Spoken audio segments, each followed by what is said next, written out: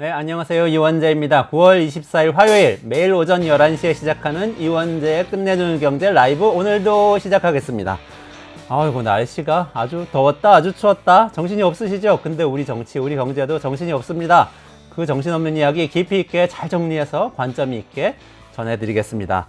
오늘 방송에서도요 뉴스 브리핑 전현주 기자가 전해드리고요 슬로우 뉴스에서 이정환 슬로우 뉴스 대표가 나오셔서 확산되는 공천 개입 논란 이야기 그리고 조선일보가 왜 김 여사는 그리고 X 팔리는 일에 대해서 보도했는지 그 이야기 이 언론 전문가께서 전해주시고요. 그리고 끝내주는 세계에서 이승원 시사평론가 나오셔서요. 해리스가 미국 대선에서 대역전극을 펼치고 있다고 합니다. 그리고 트럼프는 완전히 선거운동을 망치고 있다고 하는데 그 이야기 어떤 이야기인지 전해드리겠습니다. 그럼 바로 뉴스토마토 전현주 기자 모셔서 뉴스 브리핑 들어보도록 하겠습니다. 안녕하세요. 네, 안녕하세요. 네, 어서 오세요. 오늘도 큰 뉴스 있죠? 네, 나날이 이제 커지고 있는 김건희 네. 여사의 공천 개입 의혹에 대해서 첫 번째로 가지고 왔는데요. 이 김영선 전 의원과 명태균 씨 간의 금전이 오간 사실이 밝혀졌었는데 당시 명 씨는 이 빌려준 돈 6천만 원을 돌려받은 것도 문제가 되냐라면서 좀 개인적인 금전 거래다 이렇게 치부를 했었죠. 하지만 오늘 뉴스토마토 단독 보도와 또 공개된 녹취록에 따르면 김 전 의원과 명 씨는 6,300만 원이 아닌 총 9,600여만 원의 그 돈이 오간 것으로 드러났습니다. 또 녹취록에 따르면 명 씨는 나하고 약속한 건 딱 2분의 1이라면서 김 전 의원의 세비 절반을 명 씨에게 주기로 약속했다는 내용도 나오는데요. 또 통화에 등장하는 이 씨에 따르면 이 명 씨는 김 전 의원을 세워놓고 공천 어떻게 받으신 건지 아시죠? 이런 발언도 했다고 합니다. 이 주장대로라면 공천에 대한 대가성이 있다고 충분히 의심해 볼 만한 대목이고 또 이 배후에 누가 있었는지 누구 때문에 공천이 된 건지에 대해서 충분히 의문점이 남는 대목인데요. 이 공천 관련한 내용은 좀 이따가 이어지는 이정환 슬로우뉴스 대표님과 슬로우뉴스에서 조금 더 깊이 있게 다뤄보시면 될 것 같습니다. 네, 요즘 뉴스토마토에서 계속해서 이 소식을 전하면서 굉장히 영향력이 커지는 것 같죠. 많은 분들이 물어보시더라고요. 네, 저희도 구독자도 많이 늘고 네. 시청자 수도 많이 늘고 많은 이제 시청자분들도 국민분들도 이제 주목해 주시는 것 같더라고요. 네, 사실을 그리고 진실을 찾는 사람들이 굉장히 많은 것 같아요. 요즘 특히 이런 이 지금 정권과 관련된 네. 어떤 이 개입이 있었고 어떤 문제가 있었는지를 좀 정확하게 사실로 밝혀주는 언론을 많이들 찾으시는 것 같아서 분발하시고 많이 취재해 주시면 좋겠네요. 네, 분발하도록 하겠습니다. 네, 자세한 얘기는 말씀 주셨지만 슬로우 뉴스에서 이정환 대표하고 약 10분 뒤에 진행할 거니까 끝까지 들어주시고요. 그 다음 뉴스 들어보도록 하겠습니다. 그 다음 뉴스는 윤석열 대통령과 한동훈 대표 등 국민의힘 지도부가 오늘 서울 용산 대통령실에서 만찬이 예정돼 있습니다. 윤 대통령과 여당 지도부 간 만찬은 지난 7월 24일에 이어서 두 번째 만찬인데요. 다만 그간 관심이 쏠렸던 이 한동훈 대표의 독대 요청은 사실상 무산된 채 진행될 것으로 보입니다. 이 독대 문제를 두고도 대통령실은 좀 계속해서 불편한 내색을 드러냈었는데요. 이 독대 내용이 언론에 공개된 것에 대해서 한 대표 측이 이 독대 수용을 압박하려고 일부러 언론에 흘린 것 아니냐 이렇게 의심하기도 했습니다. 이번 만찬에서는 윤 대통령의 그 체코 방문 성과와 이 의정 갈등 등과 관련된 이야기가 나올 것으로 좀 전망되고 있고요. 이 독대 성사 여부를 두고 한 차례 좀 잡음이 있었던 만큼 이번 만찬 이후의 성과가 어떻게 나오는지 또 어떻게 브리핑을 하는지도 계속해서 지켜봐야 될 점인 것 같습니다. 아니 1대1로 같이 식사하시기가 굉장히 불편한 사이가 되셨나 봐요. 그랬던 것 같습니다. 예전과 같지 않아진 것 같죠? 그러게요. 근데 이 사적인 관계가 아닌데 여당 대표하고 대통령이 만나서 지금 의료 대란부터 시작해서 많은 문제를 같이 해결을 해야 될 것 같은데 좀 안타깝네요. 맞습니다. 네. 국민들만 또 피해를 보고 있는 상황이 아닌가 싶습니다. 안타깝습니다. 다음 소식은 이거 전현주 기자님이 예고하셨던 문제가 터진 것 같아요. 어떤 네, 내용이에요? 그러게요. 저도 보고 좀 놀랐는데요. 지난번에 이 코너에서 이 필리핀 가사관리사 100명이 국내에 투입됐다는 소식 전해드렸었는데요. 전해드리면서 약간 우려되는 점도 짚어드렸었는데 그 가운데 100명 가운데 2명이 무단 이탈한 후 연락이 두절된 것으로 나타났습니다. 이 2명은 추석 연휴를 맞아서 지난 15일 숙소를 나간 뒤에 18일에 복귀하지 않은 건데요. 이 법률상 사업 사업주는 외국인 노동자가 영업일 기준 5일 이상 무단 결근하는 등 노동자의 소재를 확인할 수 없다면 지방노동청과 또 법무부에 이탈 신고를 해야 합니다. 이 이탈 신고는 현재 26일에 이뤄질 예정인데 이 이탈 신고 후에 법무부의 소재 파악에도 소재 파악이 되지 않고 또 출석 요구에도 응하지 않으면 이들은 불법 체류자로 분류가 되는데요. 한편 아직까지 이 가사관리사들의 이탈한 이유는 정확히 알려지지 않았지만 업계에서는 이 8월분 교육수당이 제때 지급되지 않았다는 점, 또 최저임금을 적용받으면서 주당 노동시간이 40시간 미만이라서 제조업에서 일하는 다른 고용허가제 외국인 노동자보다 임금이 적은 점, 이 점 등이 좀 이탈의 이유로 꼽히고 있습니다. 또 사실 아직 이 가사관리사 도입이 시범 기간인데요. 이 내년 2월에 시범 사업이 끝난 뒤에 고용 연장이 될지 안 될지도 불투명한 상황이어서 이 점도 이탈의 이유로 좀 꼽히고 있는 상황입니다.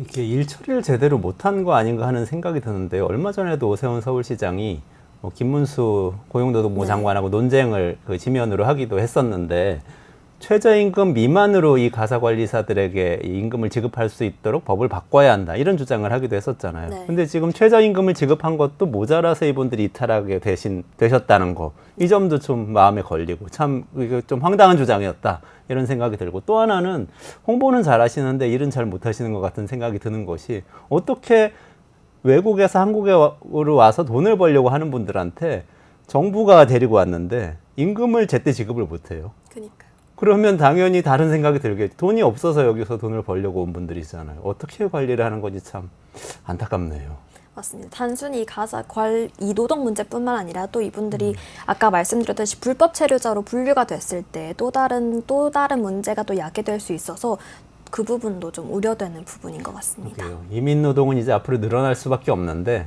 그분들하고 어떤 관계를 맺고 어떻게 지내야 하는지 요거 좀 정부 관계자들이 좀 더 꼼꼼히 따져서 챙겨가야 될 그런 문제인 것 같은데, 지금 맡겨놓은 분들이 좀 마음에 차질 않아서 좀 불안합니다. 불안한데 좀 잘해 나가면 좋겠습니다. 마지막으로 경제 뉴스 전해주시죠. 네, 마지막은 경제 뉴스로 준비를 했는데요. 국내 증시가 전날 상승 마감하긴 했지만 국내 대장주인 이 삼성전자가 연일 신저가를 기록하고 있습니다. 한데 좀 10만 전자 가는 것 아니냐, 이렇게 10만 전자를 기대했던 삼성전자는 6만 전자까지 내려앉은 상황인데요. 뿐만 아니라 이 모건 스탠리 캐피털 인터내셔널에 따르면 2004년 한국의 신흥국 지수에서 차지하는 비율은 18.67%로 1위였지만 올해는 4위로 떨어졌습니다.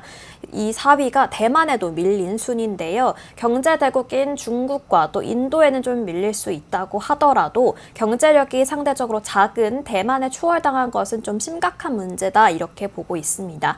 이런 가운데 오늘 국내 증시 저평가 해소를 위한 밸류업 프로그램의 일환으로 KRX 코리아 밸류업 지수가 오늘 오후 장 마감 후에 공개가 되는데요. 어떤 종목이 이 지수에 편입될지 또 투자자들의 관심이 쏠리고 있는 상황입니다. 시장에서는 이 밸류업 지수 편입을 통해서 좀 자금 유입 효과 등으로 코스피가 상승할 수 있을지 좀 주목하고 있는데요. 하지만 외신 등에서는 이 재벌 기업 위주의 증시 구조가 변하지 않는다면 이 개혁에는 좀 한계가 있을 것이다, 이렇게 지적하고 있고요. 또 한편 밸류업 프로그램이 이 단기 주가 상승이 목적이 아니라 또 장기적인 주주가치 제고가 좀 목표인 만큼 이런 원론적인 측면에서의 접근이 조금 더 필요하겠다, 이런 지적도 제기되고 있습니다. 그러게요. 우리나라만 안 오르고 떨어질 때는 우리나라만 더 떨어지고 지금 계속 이 일이 반복되고 있거든요. 상승 모멘텀이 만들어지질 않는 것 같아요. 그러니까요. 특히 삼성전자 같은 경우에 어려운데, 기업 경쟁력도 중요하지만 상법 개정을 통해서 기업 지배구조 개선해야 된다, 이런 얘기들 계속 나오고 있는데, 사실 이번 밸류업 그 정책 나올 때 상법 개정은 쑥 들어가 버렸어요. 주주가치 제고하는 상법 개정. 그런 이야기들을 좀 해야 사실은 우리나라가, 현재는 신흥국 지수에 편입돼 있잖아요. 아까 말씀하신 것처럼. 신흥국 지수에 대한 외국인 투자자들의 투자는 막 왔다 갔다 하거든요. 근데 선진국 지수에 편입되면은 그게 자동으로 들어오게 되는 이 펀드가 굉장히 많거든요. 그래서 선진국 지수에 편입이 돼야 되는데 그 핵심이 사실 기업 지배구조 개선이고, 또 금투세도 있어요. 금투세도 뭐 여러 가지 논란이 있지만 선진국 중에서는 금투세 도입하지 않은 나라가 사실상 없거든요. 그래서 이것도 사실 심각하게 고려해봐야 되는 거 아닌가, 저는 이런 생각이 드네요. 혹시 투자하세요? 저도 투자하고 있는데 이제는 안 보게 되더라고요. 보면 볼수록 마음만 아파져서 묻어두고 있습니다.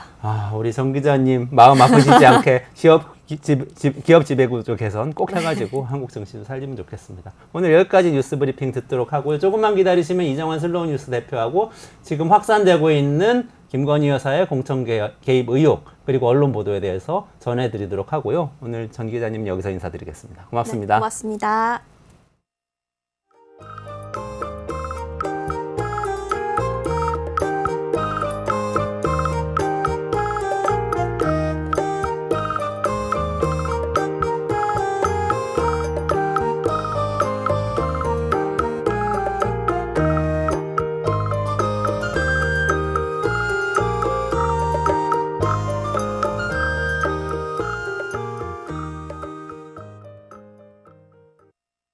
국회에서 김건희 특검법이 통과가 돼서 대통령한테 갔잖아요. 어떻게 되는 거죠 앞으로? 또 거부권을 행사하고 다시 돌아오는. 거부권을 행사하는 거는 100%, 99%도 아니고 저는 100%라고 보고요. 지금 국민의힘이 흔들리고 있습니다. 현재까지 우리가 김건희 뒤치다거리 해야 되냐, 자괴감 든다, 장성철 소장님이 전해주셨거든요. 그랬잖아. 많이 국민의힘 내부에 그런 기류가 있어요. 아 그럼요. 저게 맞나 그런 얘기를 많이 하시더라고요. 결정적인 우리가 사소하다고 생각할 수 있지만 마포대교에서 지시하고 막 뭐 얘기하는 거 현지 지도 사진 같이 나온 거예요. 그 사진 그리고 거기 나왔던 메시지에 대해서 국민의힘의 양식 있는 의원들도 이건 아니지 않나 그런 생각을 한 것 같습니다. 그러니까 사진 한 장이 주는 힘이 컸다 좀 그런 생각이 들어요. 그러면 이번에 재표결할 때 이탈표가 나올 가능성이 있다. 뭐 잘 모르겠어요. 그거는 진짜 용산과 전쟁하자는 거고. 저는 근데 이탈표 꽤 나올 것 같아요. 네, 가까스로 통과 못할 것 같습니다. 6표 정도 나올 것 같아요. 제가 6표 안팎 국민의힘 의원들 얘기 들어보면은 심상치 않아요. 네, 이원재 끝내주는 경제에서의 미디어 전문가인 이정환 슬로우 뉴스 대표 모시고요. 특별히 지금 확산되고 있는 김건희 여사의 공천 개입 의혹 보도에 대해서 짚어보고요. 무슨 얘기들이 새로 나오고 있나 정확하게 분석을 해본 다음에 왜 여기서 우리가 전통적으로 영향력이 높은 언론이라고 하는 그 매체들은 소외되고 있나? 왜 그런가? 이 이야기 좀 들어보도록 하겠습니다. 네, 어서 오세요. 안녕하세요. 네, 안녕하십니까. 예, 공천 개입 사건은 네네. 점점 커지는 것 같아요. 지금 어떻게 진행되고 있어요? 새로운 뉴스가 막 나와서 저도 네. 따라잡기 벅찹니다. 이런 뉴스를 보면 정말 뭐 가슴이 뛰기도 하는데요. 뭐 정말 많은 분들이 생각하실 텐데 뭔가 거대한 게 뒤에 있다라고 생각을 하실 거예요. 두 가지 생각을 하게 됩니다. 보통 이런 뭐 사건 상황에서는 일단 대통령이 경로를 해야 될 텐데 일단 조용하도 이렇게 조용해도 되나? 그다음에 또 과연 이렇게 조용한다고 해서 과연 이게 넘어갈 수 있는 일인가? 두 가지 생각을 하게 되고요. 돌아보면 그 박근혜 정권 때 집권 2년 차에 정윤회 문건이라는 게 나왔어요. 세계일보가 단독 보도를 했는데 당시 엄청나게 세계일보가 탈탈 털렸고요. 압수수색에 뭐 기자들 미행도 하고 그래서 당시 기자들이 이 정신과 치료를 받았다고 할 정도로 엄청난 이 고초를 겪었습니다. 그런데 그 정윤회 문건은 사실 무근이다라고 했지만 1년 반 뒤에 사실로 드러났죠. 그랬죠. 그때 당시 이제 박관천 경정이 그런 말을 했습니다. 권력설 1위는 최순실이고 2위가 정윤회고 3위가 박근혜 대통령이다라는 말을 했는데 당시 뭐 사람들이 이게 무슨 황당한 소리냐.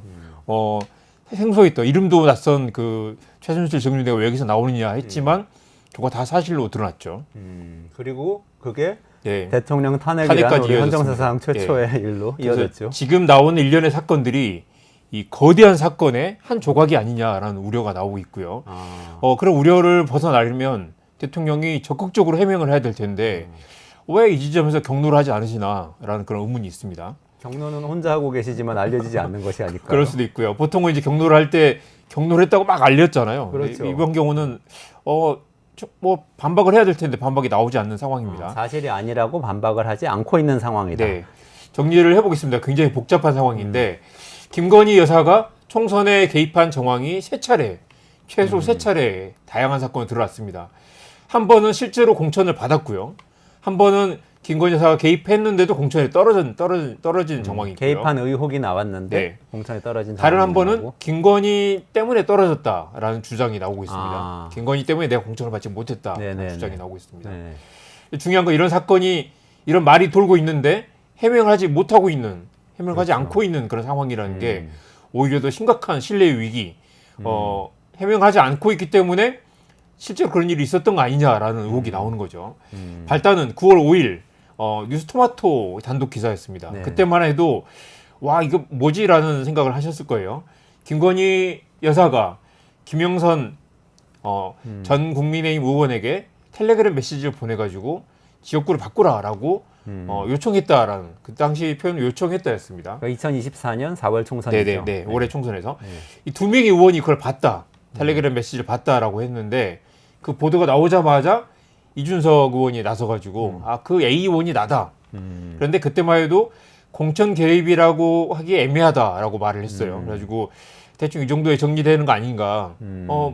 뭐 이준석 의원이 나와서 뭐 별거 아니었다라고 얘기를 했으니까요. 다들 그런가라고 생각했는데 이때만 해도 그런 말이 돈다는 정도였죠. 그랬는데 추석이 지나고 또 대형 그 단독 보도가 또 터졌습니다. 역시 뉴스토마토였고요. 저는 이제 오랫동안 미디어 취재를 했기 때문에 이 사건들이 어떻게 언론 보도를 통해서 이 이슈가 확산되는가, 아니면 어떻게 이슈가 커지는가에 좀 관심을 갖고 지켜봤는데 뉴스토마토 보도는 굉장히 그런 박근혜 정권 때 정윤회 문건 세종 세계일보 보도처럼 굉장히 중요한 트리거가 되지 않을까라는 생각을 하고 있습니다. 명태균이라는 사람이 갑자기 튀어나왔어요. 이 사람은 뭐 역술인이라고도 하고 선거 컨설턴트라고도 하고 흔히 말하는 정치 낭인 같은 느낌도 들고요. 어제 장성철 소장이 출연해가지고 그 여론조사 업체 운영하던 분이다, 이렇게 얘기하기도 했어요. 네, 여론조사 업체를 운영했습니다. 근데 사실 지역에 가면 그런 여론조사 업체들이 난립하고 있기 때문에 엄밀하게 뭐 이렇게 정치 전문가라고 보기는 애매한데 아무튼 이 사람은 김건 여사와 통화를 하는 사이라고도 했고요. 그리고 뒤에 보겠지만 국회의원을 쥐락펴락하면서 심지어 월급의 절반을 내놔라라고 말하는 그런 굉장히 독특한 분입니다. 이 사람이 이제 2022년 그 보궐선거 때 2022년에 이제 창원에서 보궐선거 자리가 왔어요. 근데 그때 김영선 의원을 이제 공천을 받도록 도와줬다라는 의혹이 나왔습니다.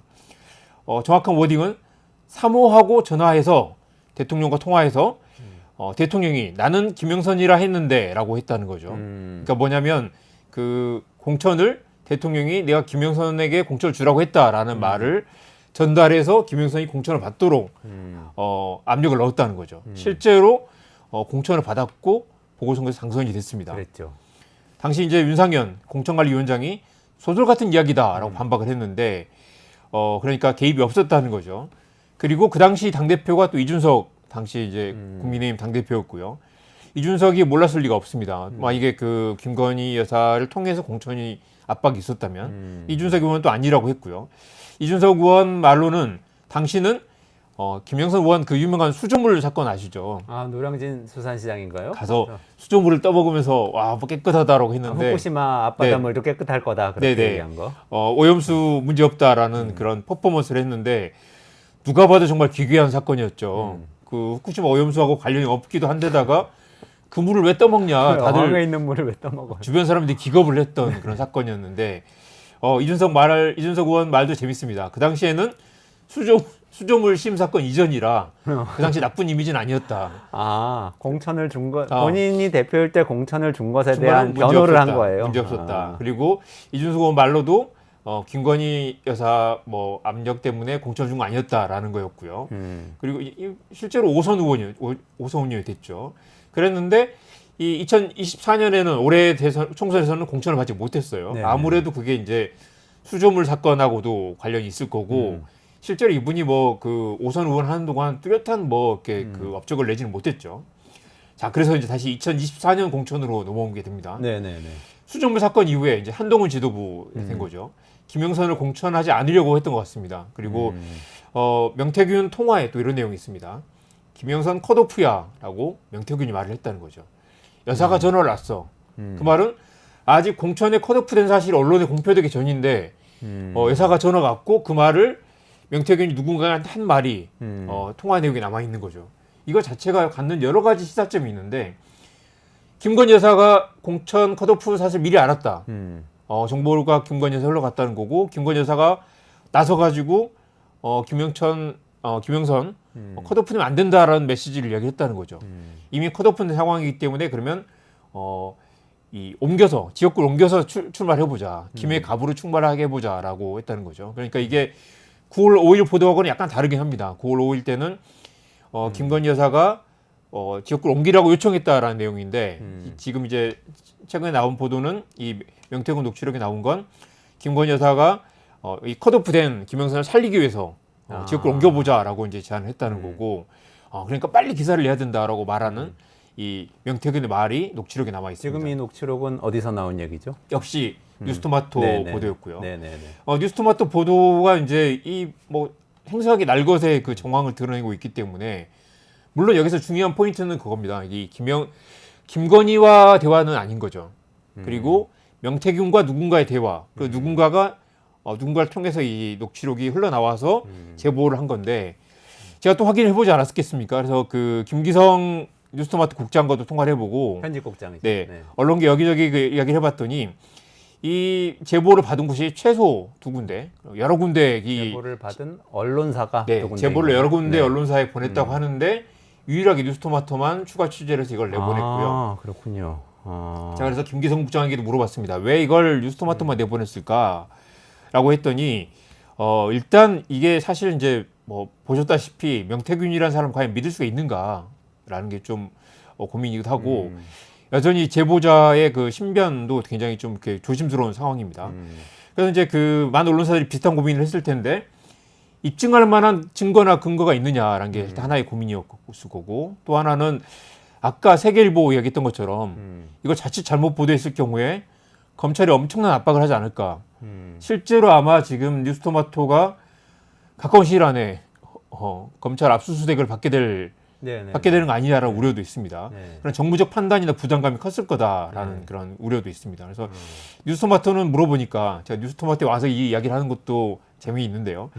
당연히 명태균이라는 사람을 의심을 했다고 하고요. 네. 그렇지만 이 사람이 뭐 그 당시 이 녹음되거나 이게 언론 보도될 걸 가정하지 않는 상태에서 했던 녹음이고 드러난 정황만으로도 굉장히 많은 의미가 크고 시사점이 있다라고 판단해서 기사를 내보냈다고 합니다.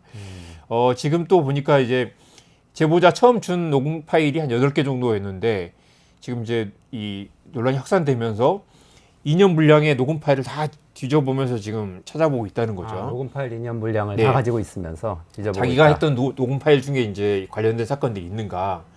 이 사람은 아무래도 이제 김영선 전 의원과 좀 가까운 관계에 있는 제보자인 것으로 추정이 됩니다. 제보자를 구체적으로 밝히지 네. 않고 있는 상황인데요. 지금 정리를 해보자면, 네. 그러니까 2020 아까 처음에 성공한 공천 개입, 실패한 네. 공천 개입, 네. 그리고 공천을 못 받게 한 개입. 이렇게 세 그거는 가지가 또 다음 있다고. 이따 얘기할 네. 건데 서울의 소리 보도가 또 네네네. 있습니다. 그건 그래서 좀 이따 얘기하겠습니다. 그럼 첫 번째, 두 번째 얘기인데 성공한 건 2022년, 네. 2024년 실패한 것. 네. 이렇게 지금 정리되는 그렇습니다. 거죠. 실패를 했지만 결과적으로 공천을 받지 못했죠. 그렇지만 중요한 건 김건희 여사가 개입해서 컷오프 됐다. 애를 살려야 된다. 그래서 김해갑으로 옮겨서 공천을 주자라고 했고 어떤 식으로든 명태균이 또다시 그 국민의힘에서 뭔가를 액션을 했을 가능성이 높다라는 거고요. 그래서 결국 이게 실패한 거 아니냐라는 이야기도 나오고 대통령실과 국민의힘의 반응도 실패한 공천 가지고 왜 난리냐라는 건데 지금 또 이제 그 중요한 부분은 과연 그러면 뭐 어떤 사건을 미수를 했으면 범죄가 안 되는 거냐. 지금 공천에 개입하려고 했다는 정황은 드러나 있는데 대통령실도 그걸 부인하지 않죠. 국민의힘도 그 전화가 사실이 아니었다라고 말하지 않습니다. 그냥 공천은 실패했다. 실패했는데 뭐 무죄냐라고 얘기하고 있거나 아니면 뭐 지금 이 사실 무근이다라고 말하고 있을 뿐이지 실제로 그 대화가 없었다는 고 부정하지는 않고 있는 상황인 거죠. 근데 제가 그냥 일반 독자 입장에서 생각할 때 이거는 대통령 부인과 국민의힘이라는 정당의 공천 시스템 자체에서 오가는 문제이고 네, 사실상 상당 부분은 또 한동훈 대표가 있을 때에 네. 국민의힘과 관련된 일인 것 맞습니다. 같은데요. 근데 자꾸 이준석 의원이 네. 등장해서 코멘트를 하는 이유는 뭐예요? 대통령실에서는 부인도 안 하고 맞습니다. 있는데 본인이 또 이준석 의원이 아니라고 자꾸 얘기를 말씀하신 하고. 대로 이 김건희 여사와 국민의힘의 관계가 있고 또 지금 김영선 의원이 등장해서 전 의원이 등장해서 김영선과 개혁신당 간에 또 미묘한 그 문제가 있는데 그게 이른바 7불사 모임이라는 겁니다.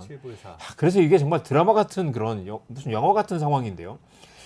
이준석 의원이 굉장히 뭐 이렇게 합리적이고 뭔가 이렇게 정치 혁신을 했던 것처럼 보이지만 이 7불사 모임이라는 걸 보면 하동에 있는데 죠 네, 와 정말 어떻게 이런 일이 벌어질 수 있을까라고 생각할 정도의 정말 기가 막힌 일이 벌어졌는데 김영선 의원이 공천을 받지 못하니까 이걸 들고 가서 나에게 김건희 여사의 이 공천 개입을 폭로할 만한 물증이 있다라고 이준석 당시 개혁신당 대표에 가가지고 이걸 폭로하게 해줄 테니까 나에게 공천을 달라.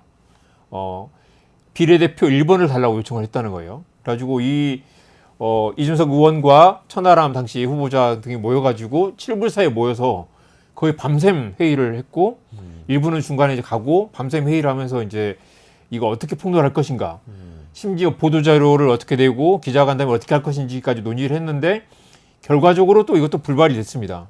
왜냐하면 1번을 주기에는 너무 이 김영선 의원이 수저물 사건도 있고 해서 비례대표 1번으로 약하다. 심지어 또 당시 김종인 이분이 여러 군데 비상대책위원장을 했지만 또 개혁신당 공천관리위원장을 하면서 거론할 가치가 없다라고 이야기를 했다고 하고요. 그리고 개혁신당은 그때 막 젊은 정당이라고 한참 맞습니다. 홍보하고 있었는데 근데 수조물 사건에 이분이 1번을 주기에는 그렇다고 해서 1번을. 또 이 들고 왔던 텔레그램 메시지라는 것도 지금 드러난 게 전부라고 한다면 너무 약하다. 이걸 가지고 뭐 세게 붙기에는, 이걸 가지고 선거 이슈로 만들기에는 너무 리스크가 크다라고 판단을 해서 드랍시켰다는 건데, 이 김영선 의원이 또 심지어 김종인 위원장의 집까지 찾아와가지고 계속 공천을 달라고 하니까 김종인 그 위원장 부인이 당신이 비례를 받으면 개혁신당 망한다라고 쫓아내서 그다음부터 다시는 찾아오지 않았다고 합니다. 이런 정황을 보면 이 7불사 모임에 대한 여러 가지 그 뉴스토마토 보도는 거의 사실일 가능성이 매우 높다. 그리고 이 부분을 아무도 부정하고 있지는 않습니다. 다만 중간에 보면 이제 왜 이 이준석 의원은 이거 오랫동안 꽁치고 있었을까? 이거 오랫동안 알고 있었다는 거잖아요. 2022년부터 알고 있었고 이거 눈치고 있었던 건 이준석 의원도 어느 정도 이 사건에서 공범이거나 아니면 이 사건을 묵인했다는 비판에서 결코 자유로울 수 없다라는 이야기를 할 수 있고요. 실제로 드러난 것 이상의 뭔가 더 큰 게 있을 것 같다라는 의혹이 계속 나오고 있습니다. 뉴스토마토에서 또 오늘 아침에 추가 보도를 했잖아요. 네네. 그 동거래 의혹 관련된 그렇습니다. 거였는데 그건 네. 어떻게 되고 있는 건가요? 정말 이것도 정말 정말 그 정치 혐오를 부추기는 그런 이제 정말 추한 사건이라고 할 수 있을 텐데요. 그래서 이제 김영선 의원이 당시 의원이 2022년 보궐선거에 공천을 받았잖아요. 받았는데 이게 그래서 김건희 여사가 개입해서 공천을 줬는지 안 줬는지는 아주 확실하지 않습니다. 다만 명태균은 내가 김건희에게 전화를 해가지고 대통령이 그래 나는 김영선을 할 거야라고 해서 그게 어떤 식으로든 이 당시 이준석 국민의힘 지도부에게 작동을 해서 공천을 줬다. 근데 이준석 의원은 또 그걸 인정하지 않고 있죠. 그렇지만 중요한 건 김영선 당시 의원은 내가 명태균 때문에 당선이 됐다고 믿고 있을 가능성이 있다는 거죠. 명태균이 그걸 가지고 압박을 했고 지금 이제 심지어 검찰 조사가 들어갔어요. 6,300만 원을 김영선이 명태균에 줬다라는 의혹은 드러나 있는데 오늘 아침 뉴스토마토 보도는 9,600만 원이 건너갔다. 더 놀라운 건 뭐냐면 지금 화면에 보시는 것처럼 공천 어떻게 받으신 거 아시죠? 라고 노골적으로 거의 그냥 무슨 깡패가 무슨 돈 달라고 하는 것처럼 이야기를 했고 그러니까 당신이 공천을 어떻게 받았는지 알고 있지? 이렇게 네, 얘기했다는 내 덕분에 거예요. 받았지라는 말이죠. 그리고 그렇게 이렇게 이야기를 했고 의원이 쩔쩔 매면서 심지어 월급을 뚝 잘라서 절반을 줬다는 거예요. 구체적으로는 이런 말도 있습니다. 비서관으로 추정되는 그 이 씨에게 나하고 약속한 건 딱 2분의 1이야. 이론이라도 틀리면 끝이야라고 말을 했다는 거예요. 그래서 이번 달 세비 얼마 들어왔어? 라고 하니까 920만 원입니다. 그러니까 920만 원의 절반을 딱 떼가지고 460만 원을 현금을 찾아가지고 서랍에 넣어두면 그걸 들고 가는 방식으로 그러니까 이걸 해서 2년 동안 달마다 받은 게 모두 9,600만 원이다라는 거죠. 그래서 의원님이 뭘 잘못했길래, 뭐 약점이 잡혔길래 달마다 월급의 절반을 갖다 바치는 그런 거래를 했을까. 그래서 실제로 이게 공천에 김건희 여사가 개입을 했느냐 안 했느냐와 별개로 개입했을 가능성이 매우 높다라는 정황도 되겠지만 김영선 의원은 실제로 김건희 여사 덕분에 내가 당선이 됐다라고 믿고 있고 그래서 그걸 가지고 다시 이준석 쪽에 찾아가가지고 이걸 폭로하게 해줄 테니까 나를 비례대표 1번을 달라라고 했을 가능성이 높다는 거죠. 그럼 여기까지 정리를 해보자면 뉴스토마토의 쭉 연이은 이 사건 보도의 네. 전체 그림을 이렇게 우리가 딱 보통 사람이 봤을 때 상상하는 거는 네네.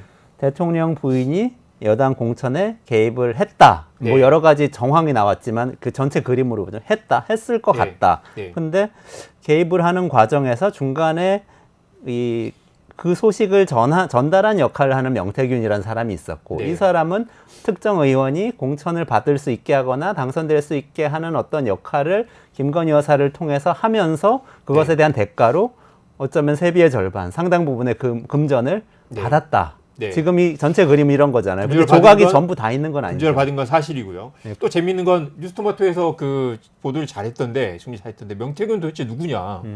이 사실상 거의 그 알려지지 않는 사람이 갑자기 툭 튀어나왔는데 이 사람이 무슨 김종인과도 친하고 이준석과도 친하고 오세훈도 친하다. 뭐 그리고 뭐 김영선 전 의원을 뭐 당선시켜주는 그런 사람인데다가 대통령의 이웃인 함성득 전 경기도 교수와 친하고 아마 이제 공통되는 분모가 이준석입니다. 아. 그래서 김정인 위원장이 그런 말을 했어요. 이준석이 당대표를 뛸 때 명태균이 도와줬다. 근데 명태균이 또 이준석을 통해 함성득을 만났고 함성득은 대통령 아크로비스타 동네 이웃이에요. 함성득을 통해서 김건희 여사에게 접촉하게 됐다라는 건데 그렇기 때문에 이준석 의원도 뭔가 지금 말을 숨기고 있는 그런 부분이 있습니다. 왜 이준석 의원은 무엇 때문에 명태균에게 약점이 잡혔을까라는 의혹도 가능하고 이 사람이 실제로 뭐 그 얼마나 정치적 수완이 좋은지 모르겠지만 이준석과 함성득 라인을 통해 가지고 김건희 여사한테 선이 닿았고 실제로 김건희 여사와 얼마나 통화를 했는지 모르겠지만 그 네트워크를 팔아서 지금 자기 영향력을 과시하고 허장성세인지 실세인지 모르겠지만 그걸 가지고 현직 국회의원에게 돈을 뜯어내는 그런 관계까지 갔다는 거죠. 지금 돈을 받은 것과 공천에 개입했다는 이야기는 네. 명태균 씨와 국민의힘 의원 정치인들 사이에는 오간 것들이 확인이 되고 있지만 네. 또 명태균 씨와 김건희 여사와의 관계는 정확하게 아직 확인은 맞습니다. 되지 그래서 않은 거죠. 명태균 씨가 지금 이제 뉴스토마토를 상대로 이제 뭐 소송을 걸겠다고 했는데 그 소장에도 나온 건 이 대화는 나와 김영선, 나와 다른 사람들의 대화지 나와 김건희 대화는 아니다라고 말하는 건 여러 가지 두 가지 의미가 있을 텐데 김건희 여사와 직접 통화한 건 나밖에 없다. 당신들이 갖고 있는 대화는 나와 다른 사람의 대화일 뿐이다. 그리고 김영선은 김건희와 직접 대화한 적이 없다라는 걸 하면서 자기 좀 존재감을 과시하려는 그런 의도도 있는 것 같고요. 그리고 이제 지금 부인을 하고 있지만 실제로 아직 뭔가 숨기고 있는 그런 부분이 있기도 합니다. 그래서 이제 이 사건 전체로 중간 정리를 해보면 사실과 사실의 조각들이 만나서 진실을 지금 맞춰가고 있는 단계. 뉴스토마토가 던진 그 단독 보도를 지금 여러 언론들이 후속 보도를 하면서 지금 이제 이 전체 큰 그림에 맞춰지고 있는 단계이고요. 지금 드러나는 걸 보면 아직도 여러 이 참여 주체들이 갖고 있지만 터뜨리지 않고 있는 물밑의 사실들이 있다. 적어도 이준석 의원이 말하지 않고 있는 게 있고 대통령실에서 경로를 하지 않으면서 뭔가 아직 해명하지 못하고 있는 뭔가 속사정이 있고 과거 사례들을 보면 잠깐 숨길 수는 있지만 영원히 숨길 수는 없을 것이다.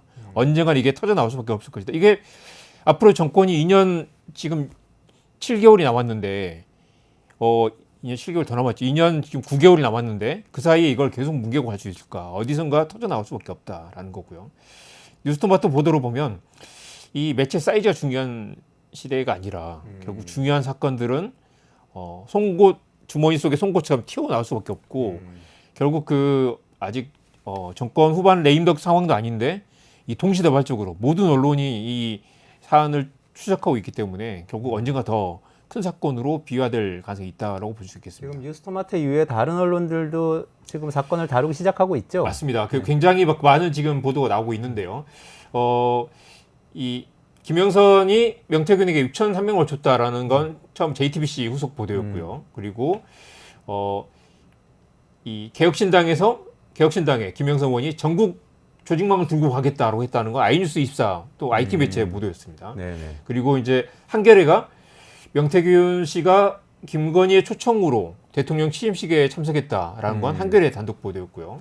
MBC가 또 며칠 전에 낸 건 명태균이 대선을 도와주고 김건희에게 칭찬을 받았다라고 말했다는 김영선 의원의 발언도 MBC가 또 단독 보도를 했습니다.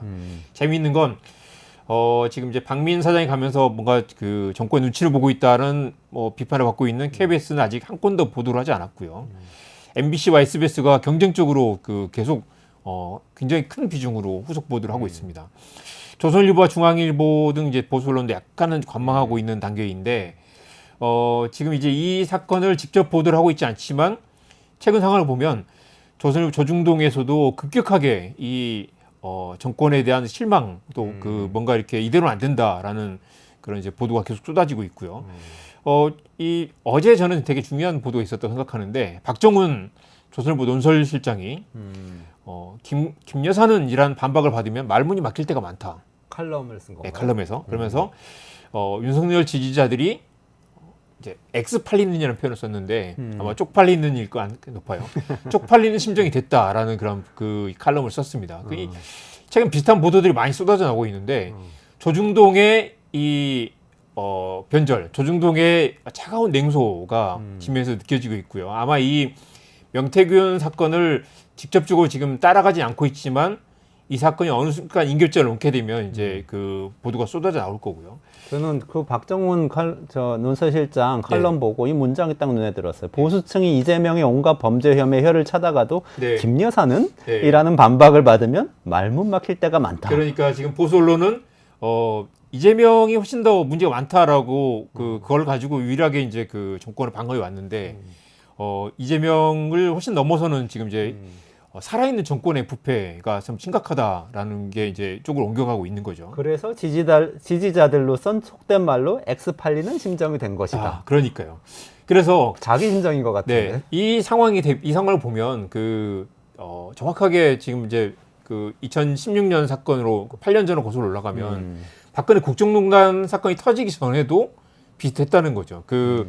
계속해서 이렇게 그 사건 당시 미르재단 사건이라든가 최순실 의혹이 터져 나오고 있는데 조중동이 끝까지 침묵을 했어요. 10월 26일까지 침묵을 했습니다. 그러다가 이제 JTBC가 태블릿 사건을 터뜨리고 마침 그날 동시에 또 TV조선이 최순실의 주차장 이 영상을 터뜨리고 그날 또 의상실 사건을 터뜨렸다는 거죠. 의상실 영상을 터뜨렸는데 당시 청와대 비서관이 핸드폰을 닦아가지고 이렇게 두 손으로 건네는 장면이 나왔죠.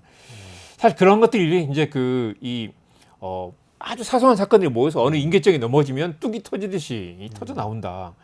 당시 이제 그 세계일보 기자가 저는 그 칼럼이 기억나는데 이분이 이제 처음에 정윤회 보도했을 때 맞습니다, 세계일보 맞습니다. 기자. 이 세계일보 기자들이 국장도 바뀌고 엄청 이 고난을 압수수색도 당했다면서요. 겪었고 미행도 당하고 정신과 치료도 받고 했던 그 기자가 이 국정농단 사건이 끝난 다음에 관훈저널에 이제 그 당시 상황을 이제 후일담 형식으로 기록한 게 있는데 이런 말을 했습니다. 권력은 영원하지 않고 시간은 진실의 편이라고 믿는다. 진실의 순간은 도둑같이 올 것이다. 당시 그 정리된 문건이라는 건 당시 이제 그 청와대 공직기관 비서관실에서 문고리 3인방 등의 국정 개입이 너무 심각하다라는 걸 이제 내부 보고서로 했던 것이고 그게 유출이 돼가지고 당시 박관천 그 경정은 그 문건을 만든 경정은 문건 유출 혐의로 무려 500일 가까이 구속이 됐었어요. 결국 근데 그게 이제 혐의가 없는 것으로 상당부 정리가 돼서 집행유예로 풀려났습니다. 그리고 이제 조응천 당시 그 공직기관 비서관은 이제 무혐의가 나왔고요. 그랬는데 당시 그 엄청난 의혹을 막 찍어 누르려고 했지만 결국 그게 국정농단이 사실로 드러났던 거죠. 지금 그때 비선실세가 최순실이었다면 지금은 사실 뭐 그런 표현이 맞는지 모르겠지만 실선실세가 김건희라는 거 누구나 알고 있죠. 비선이 아니고. 네. 그런데 이제 드러나지 않고 있는 건 무엇을 개입했는가라는 건데 비선실세가 당시 이제 최순실이 어떤 일을 했는지는 뭐 미르재단이라든가 뭐 삼성에게 뭐 말을 사달라고 한다거나 그런 것들이 뒤늦게 드러났죠.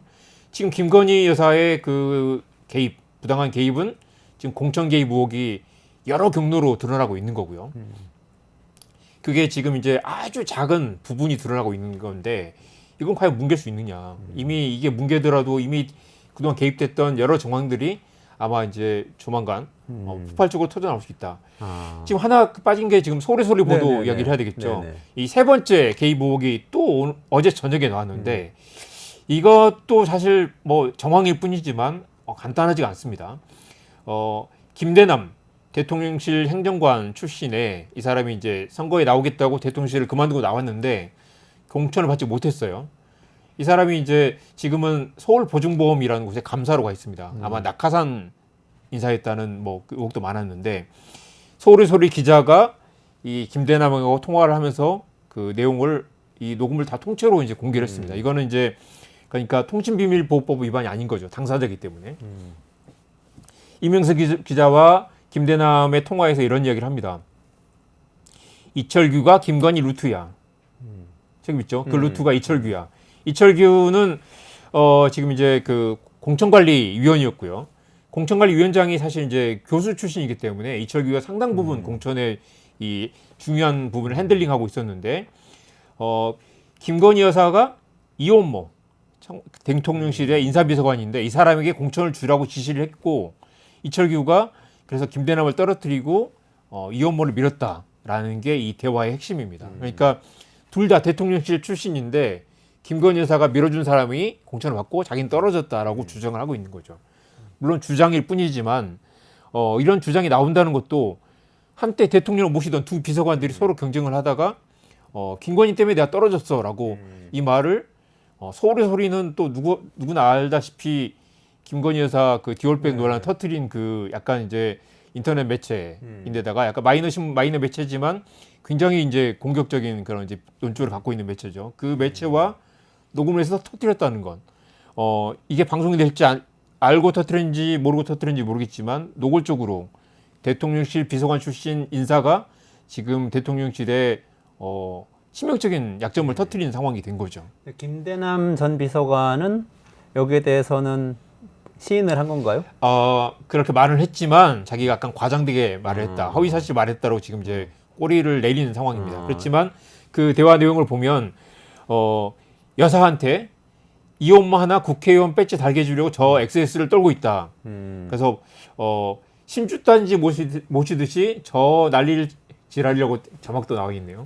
저 야단 난리를 치고 있다. 왜냐하면 나왔다는 겁니다. 네, 이혼모가 잘못되면 이철규가 날아간다라는 말은 이철규가 날아간다는 말은 김건희 여사가 날릴 거다라는 말이고 이 말이 뭐 사적으로 한 말이라고 하기에는 기자와 한 말이고 그렇죠. 이게 이 말을 자체를 이제 때는 뭐 이제 와서 사실이 아니었다라고 하기에는 어느 정도 정황이 굉장히 구체적이라서 이 말은 이제 공문의장에 꺼내진 순간 대통령실에 해명해야 되고 국민의힘도 이걸 해명하지 못하면 공천 과정에 김건희 여사가 여러 경로로 개입했다는 의혹을 이 공당의 그 공천 과정에 민간인 김건희 여사가 개입했다라는 그 치명적인 그 의혹을 해명하지 않으면 이 공신력이 크게 무너지는 그런 상황일 수 있습니다. 지금 명태균 씨 건하고 김대남 전 비서관 건하고는 좀 비슷한 점은 있네요. 그러니까 그렇습니다. 그 사람 본인들이 했던 이야기들은 이제 여러 가지 자료를 통해서 입증이 네. 되고 나왔는데 이 사람과 그 대통령 부인과의 관계는 아직 확증되진 않은 상태에서 여러 가지 얘기가 정리를 오가는 해보면 상태. 세 가지 사건인데 2022년에 김영선은 김건희 때문에 당선됐다고 믿고 있고 실제로 그래서 브로커한테 1억 원 가까이 실제로 그 사례비를 주기도 했고 두 번째 2024년에 김영선은 김건희 여사가 힘을 썼으나 당선이 되지 않았는데 공천을 받지 못했는데 사실은 그 건 때문에 한동훈과 김건희 사이의 관계가 틀어졌다라는 그럴 수도 있다. 관측도 나오고 있습니다. 아. 그리고 지금 김대남 사건은 김건희 여사가 다른 사람을 믿는 바람에 내가 떨어졌다라고 주장을 하고 있고 이건 실제 이 사람의 음성 녹취가 그대로 음성 녹음이 그대로 지금 방송에 나와 있는 상황입니다. 이걸 어떻게 수습을 할까? 이 대통령실이 여기에 그 해명을 하지 않고 넘어갈 수는 없다라는 거고요. 그리고 이 뉴스토마토가 단독으로 치고 나갔지만 지금 이제 조중동을 제외한 모든 언론이 지금 달라붙어서 이 사건을 캐고 있는 상황입니다. 그렇군요. 말씀 듣고 보니까 저는 혁신은 어떻게 일어나는가에 대한 굉장히 유명한 영상이 있어요. 원래 기업 경영 혁신에 네. 대한 건데 그 굉장히 유명한 학자가 얘기한 건데요.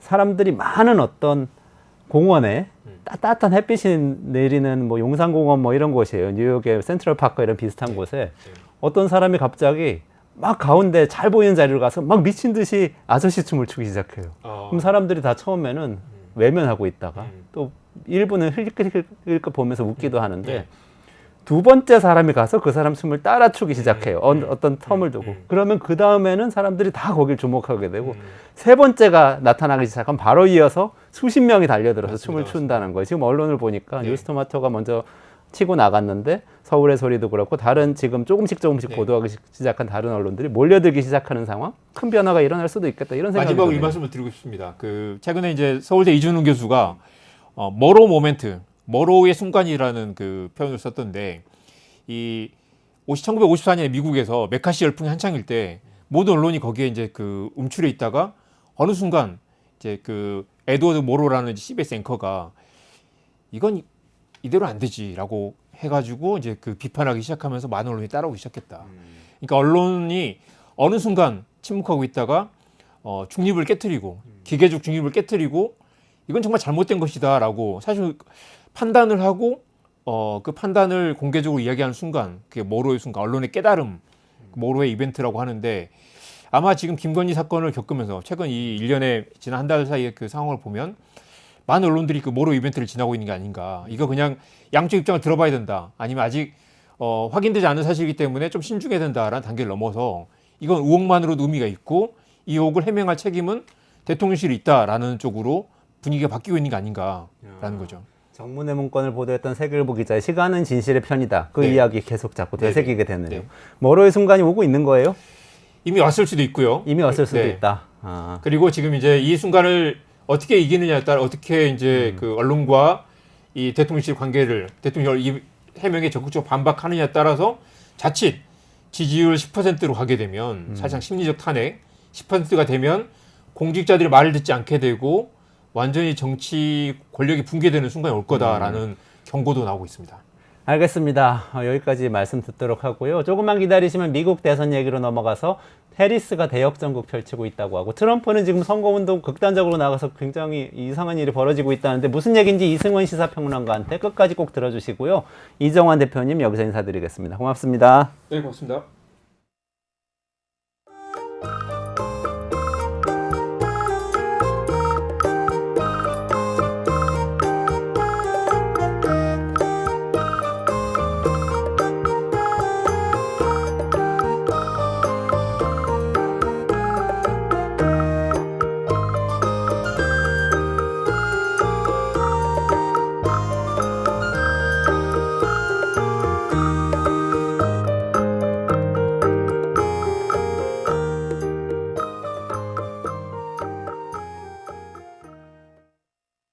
내가 이제 오늘 이런 얘기 내 처음 하는 건데 사실은 오늘날 우리나라의 보수가 기반을 점점 잃어가는 그 요인이 어디 있느냐. 제일 첫째로는 보수의 대표자인 YS 대통령이 IMF를 가져가지고 완전히 절단내버리는 데서 보수만이 있어서는 안 되구나. 김대중 대통령이 등장이 되면 경제가 아주 완전히 망하고 무슨 뭐 좌파로 가서 안 된다는데 근데 김대중 대통령이 돼가지고서 IMF 사태를 극복을 하지 않았어요. 그러니까 그 여파로다가 노무현 대통령이 당선될 수 있었던 거야. 박근혜 대통령이 2012년 대선 때 일반 보수들이 생각하지 않았던 경제민주화 복지를 일국에 두고 나니까 30대 40대가 그걸 굉장히 기대를 한 거예요. 근데 박근혜 대통령이 대통령 되고 나서 그 경제민주화라는 말을 갖다가 인수위 때부터 빼버린 거 아니에요. 그러고서 그거에 대한 실행을 별로 안 해버린 거예요. 그러니까 30대 40대가 쏘갔다는 사람들 그 사람들이 지금 40대 50대예요. 그러니까 이 사람들이 국민의힘에 대한 지지를 제일 안 하는 사람들 보수가 수도권에서 선거 패배를 할 수밖에 없었느냐 그거 인식을 못 해가지고는 성공을 할 수가 없어요. 네, 이원재 끝내주는 경제에서 미국 대선 판세 그리고 미국 대선이 우리한테 미칠 영향 이거 계속해서 전해드리고 있는데요. 오늘도 이승원 시사평론가 모시고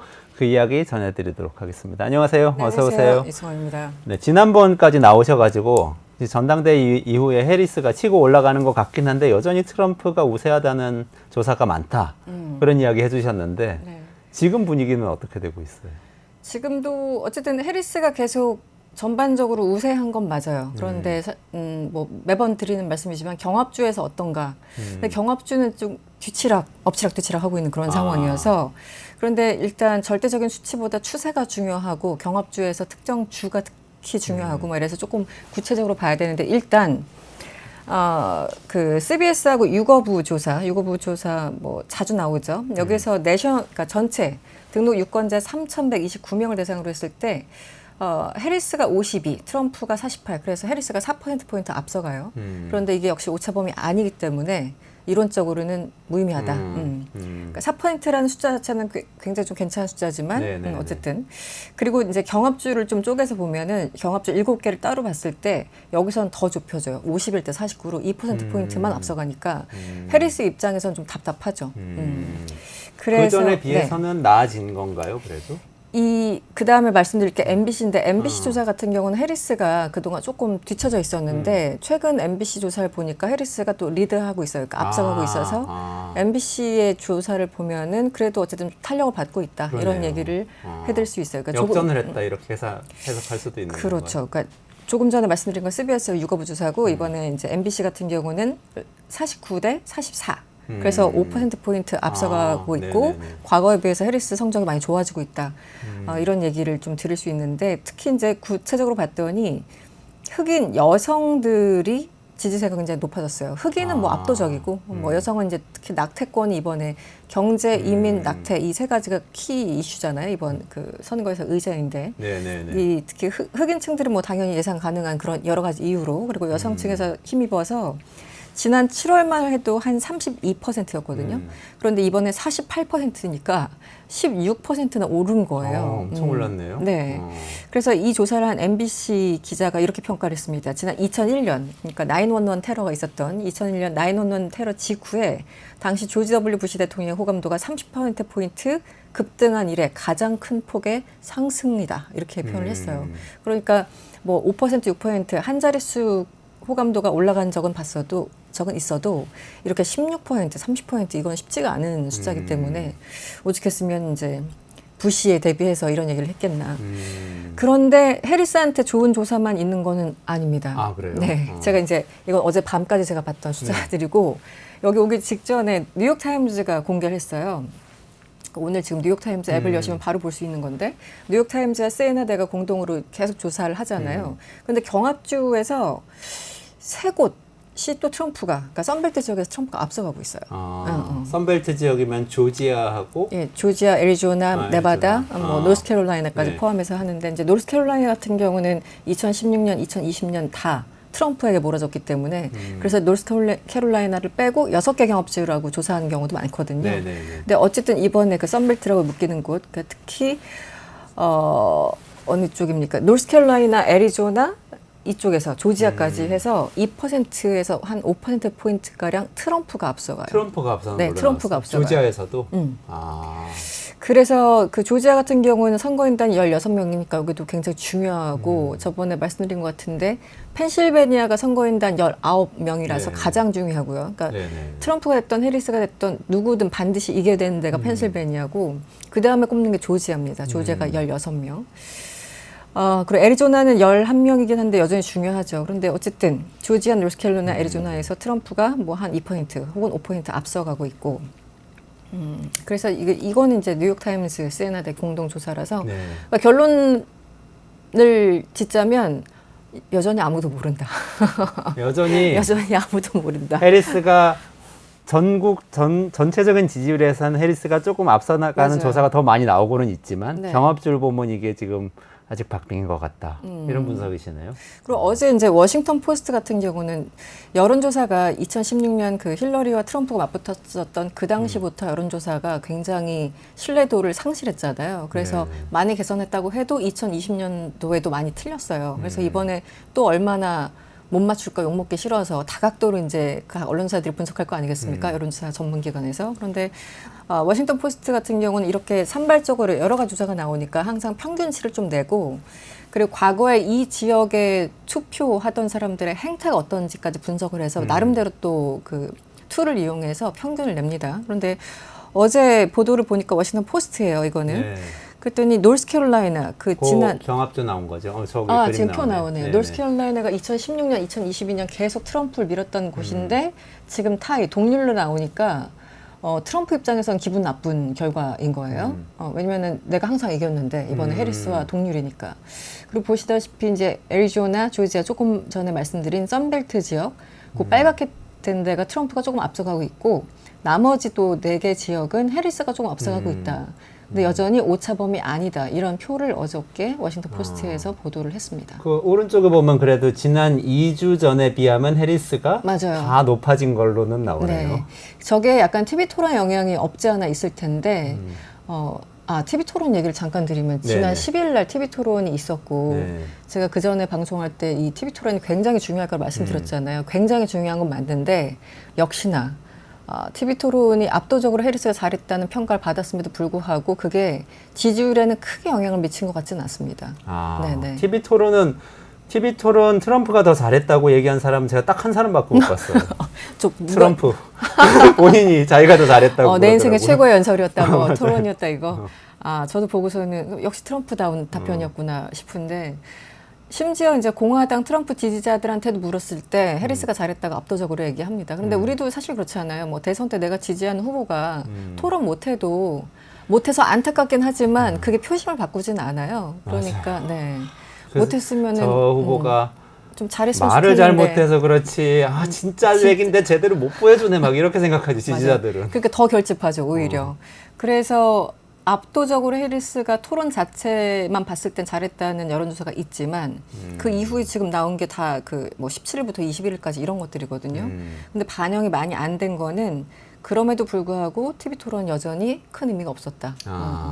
상대적으로 큰 의미는 없었다. 이겼지만. 그렇습니다. 근데 또 미국에서 경제 전문가들만 대상으로 한 이 대선 조사가 있어요? 네, 좀 재밌는 조사인데 그 CNBC가 지난 17일 보도한 건데요. 경제 전문가만 따로 뽑아가지고 예측을 합니다. 그래서 이제 그 얘기는 경제만 봤을 때 어떻게 보느냐, 그리고 이제 전체적으로 봤을 때 어떻게 하냐, 약 그 두 가지 갈래 질문들을 하는데 지난 12일부터 14일까지 그러니까 TV 토론 이틀 뒤부터 조사를 한 3일 정도 한 거예요.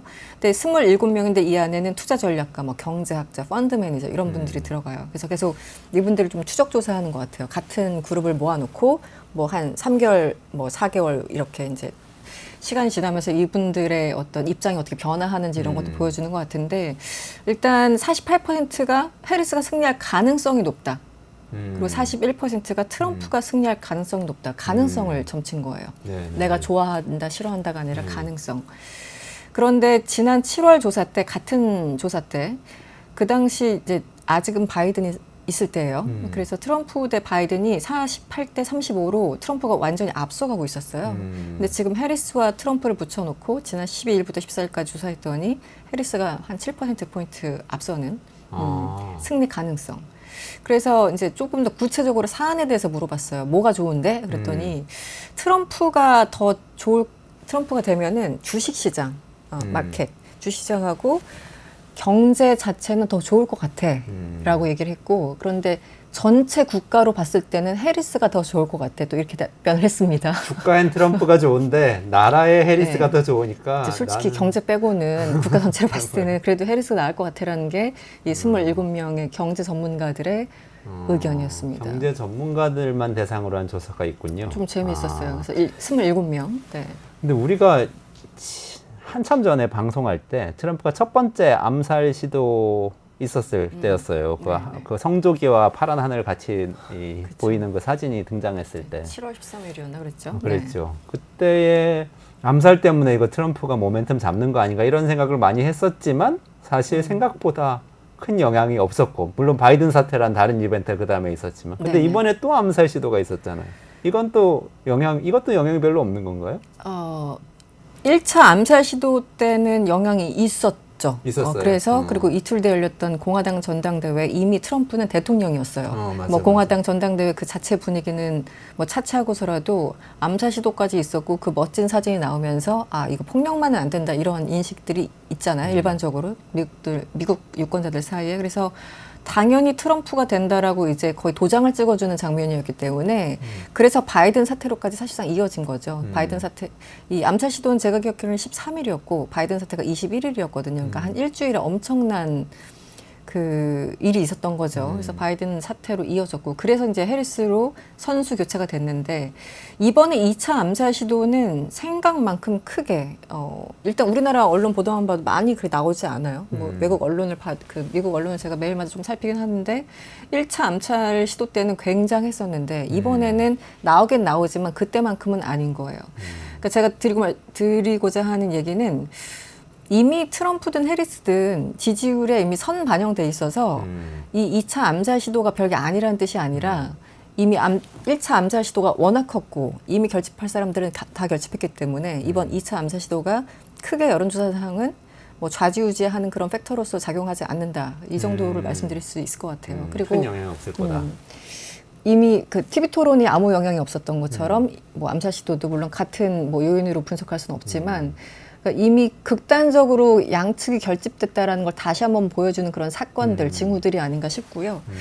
그리고 트럼프 반응도 참 재밌었습니다. 이게 사람이 약간 좀 여유가 있을 때는, 배가 부를 때는 뭐 통합, 뭐 좋은 긍정적인 언어를 쓰잖아요. 그런데 좀 급하고 이러면 어려워지면 부정적인 단어들이 나옵니다. 그리고 누구를 이제 욕하기 시작하죠. 1차 암살 시도 당시에는 통합을 얘기하고 나 괜찮다고 얘기하고 이제 뭐 맞아요. 정치적으로 굉장히 점잖은 언어를 했어요.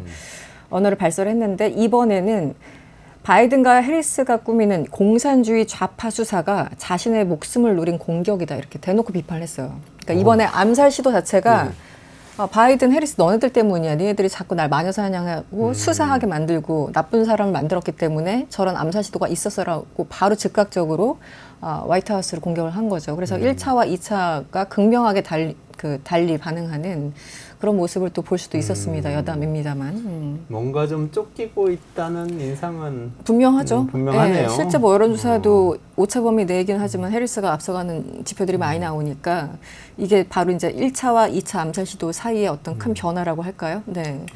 그 이후에 반응들을 보면은 이제 어떤 상황인지, 심적으로 어떤 상황인지를 가늠해 볼 수 있죠. 네. 제가 뉴욕타임즈 보다 보니까 그 트럼프에 요즘 몰리고 있는 상황이 사실 선거 캠페인도 굉장히 이상하고 극단적인데 뭐 사람들이 예전과는 달리 트럼프의 그런 여러 극단적인 모습에 대해서 반응이 별로 없는 것 같다. 그냥 너무 뉴스가 많아가지고 또 저러냐 피곤해 이러는 것 같다라고 하면서 그 예로 개랑 고양이 오하이오에서 잡아먹는다는 얘기 트럼프가 네네. TV 토론에 한 거 했죠. 있잖아요. 네. 그 얘기도 있고 그거를 로라 루머라는 어떤 그 인터넷 방송인인데 네. 극단적 주장 많이 하시는 분들인데 그분 방송에서 보고 얘기한 거라고 그러더라고요. 맞아요. 네. 근데 이 로라 루머라는 여성이 90년대생인가 그런데 지금 나오네요. 이 무슨 얘기를 했는지 제가 몇 개만 읽었는데도 못 읽겠어요. 그러니까 너무 황당해서 이게 무슨 그러니까 트럼프보다 훨씬 더 극단적인 사람인 거예요. 그래서 무슨 얘기를 하는 건지 앞뒤 논리가 맞는 건지 예를 들어 911 그 테러도 네네. 그 외국에서 뭐 공격해서 벌어진 일이 자명함에도 불구하고 이거는 내부 소행이다라고 얘기를 하고 있어요. 내부에서 뭐 일종의 자작극이다 이렇게까지 미국 네. 내부 미국 정부가 관여된 네. 그런 인사이드에서 완전 음모론이네? 완전 음모론이에요. 아. 인사이드에서 벌어진 거라고 표현을 하는데 그러니까 아웃사이드가 아니라 인사이드 그러니까 네. 자작극이라는 약간 그런 뉘앙스거든요. 그래서 저도 이제 그 처음에 영어를 읽다가 이게 도대체 무슨 얘기인지 몰라가지고 여러 가지 찾아봤더니 정말 그런 주장을 하고 있는 거예요. 그리고 뭐 오하이오 지금 그 TV 토론에서 그런 얘기를 굳이 해가지고 바로 팩트 체크를 당했죠. 네네네. 예, 진행자로부터 트럼프가 뭐 그것도 그렇고. 그 최근에 또 가장 중요한 그 노스캐롤라이나 계속 말씀드리는데 거기 이제 주지사 후보가 있는데 흑인이에요. 근데 본인 스스로를 흑인 나치라고 한 10수년 전에 그 몇 년 전인지 모르겠는데 꽤 오래 전에 무슨 포르노 무슨 사이트인가 이런 데다가 자기는 흑인 나치 노예제를 지지한다 이렇게 말도 안 되는 글을 써놓은 사람이 지금 주지사인 거예요. 주지사가요? 주지사 후보예요. 주지사 후보. 네. 공화당 후보. 네. 그런데 트럼프가 이 사람을 지지했었어요. 그러니까 그 오하이오 뭐 애완견을 먹는다부터 지금 이 로라라는 그 로라 루머라는 루머라는 도대체 말도 안 되는 음모론자. 주장을 하는 극우 유튜버라고 할까요? 뭐 인플루언서라고 할까요? 게다가 노스캐롤라이나 그 중요한 경합주의 주지사 후보가 흑인 나치라고 스스로를 얘기하고 노예제 뭐 노예를 사고 팔고 싶다 뭐 이런 식의 얘기를 하니까 이런 악재들이 지난 2주간 엄청 쌓인 거예요. 그리고 또 뭐 있었냐면 갑자기 그러다가 막 나는 테일러 스위프트가 싫어 뭐 이런 얘기를 하지 않나요? 맞아요. 네. 그러니까 예전에 그 너무 옛날 얘기를 해서 꺼내기 좀 민망합니다만 제가 예전에 아주 오래전에 국회 출입하는 기자였는데 그 선거 때 후보들을 쫓아다녀요. 그러면 서울부터 제주까지 쭉 지역을 쫓아다니는데 어떤 특정 후보나 당대표를 쫓아다닐 거잖아요. 근데 이분들이 어디 가서나 하는 얘기가 똑같아요. 그래서 나중에는 굳이 받아 적을 필요가 없어요. 아까 서울에서 한 얘기 제주도에서 하고 있고 그래서 그 당시 취재할 때 뭐 기자 해보셨겠지만 아니 왜 같은 얘기 반복해 지겨워 죽겠네 이러면서 기자들이 나중에 취재도 안 해요. 아까 한 얘기 그대로 했어 막 이러면서 서로 그냥 뭐 밥 먹으러 가고 막 이러는데 그러니까 민생을 살리겠습니다. 평화를 지키겠습니다. 네, 뭐 경제 얘기한다던가 아니면 한 놈만 팬다 뭐 이런 거 있잖아요. 그러니까 제가 드리려는 얘기가 그런 거예요. 그러니까 메시지 어떤 캠페인에서는 자기가 전달하려고 하는 몇 가지 의제들이 워낙 많지만 그까지 추려서 가장 강력한 것, 가장 강력한 한 방이나 혹은 상대방을 무너뜨릴 수 있는 어떤 것들을 좀 요약해서 한두 가지만 얘기를 해야 되는데 지금 도널드 트럼프는 지금 2주간 너무 많은 얘기를 하고 있고 너무 많은 그러니까 한 놈만 팬다가 아닌 거잖아요. 너무 많은 이슈들을 계속 문제 제기라고 할까요? 이렇게 얘기를 하면서 유권자들 입장에서 굉장히 좀 혼란스럽고 도대체 트럼프가 무슨 얘기를 하려는 거야? 라는 생각이 들 만큼 그런 이슈들이 참 많아서 뉴욕타임즈 입장에서 좀 안타까웠었나 봐요. 아무리 이제 뉴욕타임즈는 사실은 이제 트럼프를 별로 좋아하진 않는 매체잖아요. 그럼에도 불구하고 캠페인 전략이 저렇게 가서는 안 된다라고 얘기할 정도니까 굉장히 좀 흥미로웠죠. 그리고 또 하나가 있었는데 유대인 행사를 트럼프가 찾아갔어요. 근데 내가 만약에 진다면 거의 뭐 당신들 책임이야 이런 논조로 얘기를 해가지고 또 논란이 된 거예요. 그래서 이제 뉘앙스는 내가 2017년부터 이제 대통령 하면서 4년 동안 유대인들을 위해서 얼마나 내가 노력을 하고 이스라엘을 얼마나 도와줬어. 그러니까 니네들이 거기에 대해서 나한테 좀 그 호응을 해야 돼. 이번에 많이 도와줘야 돼. 그런데 이런 상황에서도 내가 진다면 니네들 책임이 될 거야. 약간 이런 식으로 상당히 노골적인 언사가 나왔습니다. 그래가지고 또 이게 또 한바탕 그 미국 언론에 논란이 되는. 그러니까 자신한테 굉장히 우호적인 유대인마저 기분 나쁘게 만드는 그 발언들을 지금 하고 있는 거예요. 그게 뭐 맥락이 어떻게 됐든 간에.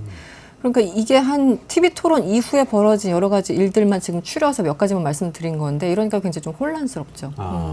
어쨌든 초조하게 쫓기고 있다. 네. 그런 느낌은 계속 드네요. 네. 로라 루머라는 그 사람은 지금 트럼프 캠페인 하러 다니는데 전용기 같이 타고 다닌다면서요. 전용기에 같이 타고 다니고 트럼프와 이렇게 약간 그 스킨십 같은 걸 하는데 너무 가까운 거예요. 그냥 너무 친밀한. 너무 친밀한 거예요. 그래서 우리 왜 사람 간의 적당한 거리라는 게 있잖아요. 저게 친구인지 가족인지 연인인지 알 수 있는 그런 스킨십, 손의 위치가 어디 있느냐 뭐 이런 거잖아요. 뭐 등의 위쪽이냐 좀 아래쪽이냐 뭐 이런 것들. 언론에서 보면 이제 그런 것까지 언급을 하면서 이 둘은 너무 좀 친하다. 그리고 그 지금 트럼프 와이프 멜라니아인가요? 네, 멜라니아는 지금 같이 안 다니고 있어요. 그런데 이 여성이 같이 전용기 타고 다니니까 공화당 내에서도 이거 선거 전략상으로도 그렇고 누가 봐도 너무 별로다. 그러니까 저 여자랑 멀어져야 된다라고 얘기를 하고 있는데 트럼프가 오히려 반박하고 있죠. 나를 도와주고 있는 여성이고 정말 올바르고 현명하고 스마트한 여성이다. 이렇게까지 옹호를 해주고 있으니까 공화당 내에서도 굉장히 한숨을 쉬고 있는 그런 상황입니다. 네. 아니 좀 실제 유권자들한테 중요한 멀쩡한 이슈는 없나요? 뭐 아까 낙태 이슈 잠깐 이야기하시고 했는데 네. 좀 이슈로 떠오르고 있는 것들은 어때요? 뭐 이슈라는 게 크게 달라지진 않습니다. 경제 이슈는 늘 똑같은 것이고요. 우리도 항상 뭐 먹고 살기 힘들다. 가 처음부터 끝까지잖아요. 먹고 살기 힘드니까 좀 경제 나아지게 해달라. 그건 어느 나라나 똑같은 것 같아요. 경제가 항상 큰 이슈고 여전히 지금 트럼프의 가장 큰 약점은 낙태 문제, 그리고 해리스의 가장 큰 약점은 이민자 문제 이런 거죠. 그래서 어느 이슈에, 어느 의제에, 어느 정책에 조금 더 방점을 찍느냐에 따라서 각각 이제 투표의 방향이 달라지겠죠. 그리고 어쨌든 사전 투표가 이제 시작이 됐고, 지난 11일부터 시작이 됐고, 앨리바마주에서 우편 투표를 시작을 했고요. 그러니까 가만 사전 네. 투표 엄청 일찍 시작하네요. 우리는 10일, 대선 며칠 그렇죠. 전에 우린 2, 3일, 3일 전인가? 우리 한 일주일 일주일 전쯤에 전인가요? 뭐 하는데 네. 9월 11일 날 앨리바마주에서 우편 투표가 시작됐고요. 이 직접 가서 하는 직접 투표, 네, 우리 사전 투표처럼 그런 거는 이제 버지니아, 사우스다코타, 미네소타 등 20일에 시작했고 직접 가는 것도 직접 벌써 가서 시작한 네, 거고. 맞아요. 그럼 이미 투표가 시작된 거군요. 시작됐어요. 그러니까 이제 TV 토론 해리스가 하자 그러니까 트럼프가 아니 이미 투표 사실상 시작됐는데 이미 늦어서 나 안 해 뭐 이렇게 얘기를 하는 거죠. 그래서 20일 날 일단 세계 주에서 대면 사전 투표가 시작됐고 거의 다 하고 있습니다. 사전 투표 어떤 식으로든 대면 투표든 뭐 우편 투표든 간에. 그래서 10월 달 되면 거의 40개 주에서 다 일제히 실시가 되는 그런 상황이고. 그런데 이 사전 투표가 굉장히 중요한 게 우리도 이제 사전 투표율이 점점 높아지고 있잖아요. 네네네. 선거 때 보면은. 그런데 BBC 방송에 따르면 2012년에 사전 투표율은 33%, 그러니까 한 12년 전에. 근데 2016년 대선에서 이미 40%.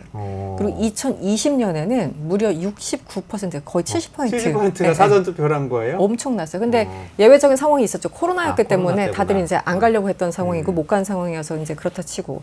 그러면은 지난 2022년 중간 선거 때는 어땠느냐? 그때는 코로나가 좀 풀렸던 상황이잖아요. 그때도 거의 50% 사전 중간 선거, 투표율. 뭐 하원 의원 선거 네, 같은 네, 네. 것들. 그래도 50% 정도가 네. 사전 투표를 했다. 2년 전에 뭐 아. 그 언론마다 47%다 50%다 얘기 나오는데 거의 하여튼 절반 정도가 사전 투표를 했다라는 거니까 아마 이 투표율은 더 높아질 것 같습니다. 그래서 아. 사전 투표율이 이렇게 거의 절반이니까 사실은 이게 어마어마한 거죠. 뭐 10% 20%도 중요하지만 그래서 민주당은 기본이고 이제 공화당 같은 경우도 왜 약간 우리도 이제 어떤 좀 보수 지역 같은 경우는 사전 투표 잘 안 하고 딱 현장에 가서 당일에 투표하시는 분들 있잖아요. 투표 성향이 좀 지역별로 다르잖아요. 그게 약간 정치 성향하고도 맞물리는데 공화당도 사전 투표에 대해서 그렇게 막 환영 이런 입장은 아니었는데 점차 이게 비율이 높아지고 중요하다는 걸 아니까 공화당에서도 사전 투표 독려하는 그런 상황이 돼버렸습니다. 아, 그래서 네네. 예전에 네. 뭐 음모론 같은 것도 있지 않았나? 있었죠. 그래서 어. 이제 안 믿는 사람들은 아니 내가 우편 투표인데 그게 뭐 사라지거나 아니면 뒤바뀌거나 뭐 이런 음모론은 어느 나라나 있는데 우리나라도 뭐 개표 조작설 계속 맞아요, 나오잖아요. 맞아요. 네. 그래서 이제 공화당도 아무래도 좀 보수적이니까 이런 분들은 사전 투표보다 당일 투표를 더 신뢰하죠. 뭐 이렇게 어쨌든 그 왜 그런지 모르겠습니다만 어쨌든 그런 투표 성향이 확실하게 갈렸었는데 이제는 공화당도 사전 투표를 독려하고 있다. 네, 여기까지 말씀드릴 수 있습니다. 그러면은 실제 투표일이 오기 전에 사실 상당 부분 승부가 결정이 나 있을 수도. 예를 들어 50이면은 거의 뭐 그렇죠. 사전 투표가 50%면은 우리가 이제 11월 5일 날 네네. 우리 시간으로 6일이겠네요. 그때인데 그러니까 이 사전 투표도 이게 중요한 데다가 또 사실은 11월 5일 날도 중요하겠지만 한 2020년 대선 때 혹시 기억나세요? 그게 바로 결과가 안 나왔잖아요. 네, 그렇죠. 일부에서는 이제 시간이 오래 걸려서 한 72시간 정도 제 느낌상 2박 3일 정도 걸렸던 네. 느낌인데 이번에도 또 특정 주에서 주마다 선거관리위원회가 다르게 이제 하기 때문에 지금 조지아 같은 경우는 수개표 하겠다라는 입장이거든요. 조지아 굉장히 민감한 주인데 그렇죠. 네. 네, 몇백만 표를 수작을 하면 시간이 엄청나게 걸릴 텐데 그래서 아마 그 당일날 결과를 알기는 매우 힘들 것이다. 네. 그리고 뭐 미국 사람들 손이 좀 느려요. 우리나라 사람들에 비해서 우리나라 사람들 같은 우리는, 수작업해도 네. 밤새 해서 다 해내는데 네, 우리는 좀 뭐든 빨리 느리더라고. 하는데 앞으로 그러면 어떻게 되는 건지 좀 짚어보면 좋을 것 같은데요. 예, 앞으로는 지금 TV 토론은 안 하기로 한 건가요? 추가 TV 토론 트럼프는 안 하겠다고 안 얘기를 하겠다고 했는데. 했죠. 그래서 해리스는 이제 저번에 성적이 나름 괜찮았으니까 다시 하자고 했는데 아까 말씀드린 것처럼 이미 사전 투표 시작됐다. 그래서 대신 그 CBS에서 굉장히 유명한 그 60분이라는 프로그램이 있어요. 근데 이제 CBS 60분은 뭐 워낙 오래된 프로죠. 그래서 여기에서 이제 순차적으로 뭐 해리스가 됐든 트럼프가 됐든 각각 인터뷰에서 1시간씩 내보내는 그런 거는 생각 중이라고 트럼프가 얘기를 하고 있습니다. 해리스는 뭐든지 받겠다 막 이런 건데 어쨌든 60분 같은 경우는 2020년 당시에 1,700만 명 이상이 시청을 했어요. 그러니까 어마어마하게 시청률이 높은 그 프로라서 아마 트럼프가 저번에 TV 토론도 약간 조금 뭔가 걸리는 게 있을 거잖아요. 말은 더 베스트 스피치였다고 얘기를 하지만 그래서 이거는 혹시 트럼프가 받지 않을까 이런 생각을 좀 해봅니다. 네네.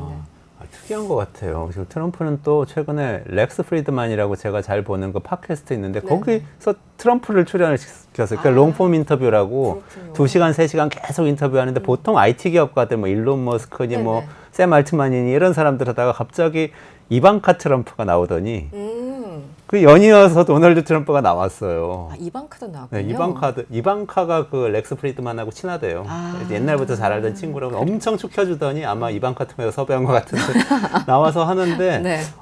또 그걸 보니까 또 엄청나게 트럼프를 멋있게 묘사하고 트럼프는 그 탄압받는 어떤 네. 성자처럼 이렇게 만들어주던데 또 몇백만 명이 보더라고요, 그거를. 그렇죠. 듣고 보는 사람들이 많으니까 그리고 방송은 뭐 라이브가 아닌 이상 편집의 힘이니까 그렇죠. 그 사람을 어쨌든 멋있게 만들어주려면 또 한없이 멋있게 만들 수 있잖아요. 네. 그런데 아마 CBS 같은 경우는 거의 그런 거 없이 이제 아마 하게 된다면 할 텐데 악시오스가 이제 이런 얘기를 했네요. 만약에 이제 해리스와 그 트럼프가 이 CBS 60분을 받게 된다면은 한 달도 안 남은 시점에서 시청자들이 보는 마지막 토론이 될 것이다 이렇게 얘기를 하고 있어요. 네. 그렇군요. 남은 시간 동안 벌어질 변수 중에서 지금 큰 게 이스라엘 헤즈볼라 지금 전면전으로 가는 것 같은 분위기고 그다음에 거의- 북한은 핵실험한다고 하는 얘기가 나오고 이런 것들이 있는데 북한 핵실험한다는 얘기는 어떻게 작년부터 들었기 때문에 감흥이 저처럼 맨날 보는 사람들 입장에서는 큰 감흥은 없습니다.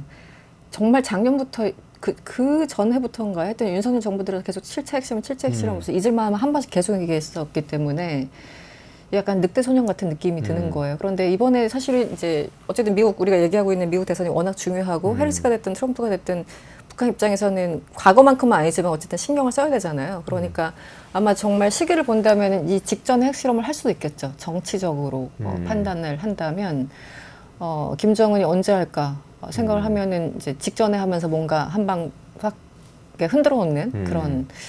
근데 만약에 7차 핵실험을 하게 되면은 이게 누구한테 유리할 것인가? 해리스한테 유리할 건 없을 것 같아요. 어쨌든 집권당에서는 뭔가 관리를 하고 위기 관리라는 게 또 중요한 거잖아요.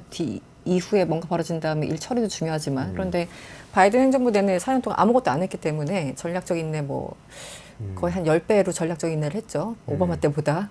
아무것도 안 했기 때문에 이 상황이 이제 펼쳐진다면 7차 핵실험이라는 상황이 펼쳐진다면 해리스한테는 유리할 게 없다. 네. 나쁠 것이다. 네. 그리고 트럼프는 어쨌든 다시 얘기하겠죠. 이렇게 핵을 가진 사람과 우리는 친하게 지내야 돼. 내가 재임하는 동안 김정은하고 잘 지냈고 푸틴하고 잘 지냈어. 늘 하는 얘기잖아요. 그래서 위기 상황에서 내가 강하다라는 자기의 어떤 기본 어젠다 이런 것들을 다시 한번 얘기할 기회가 되겠죠. 중동은 어때요?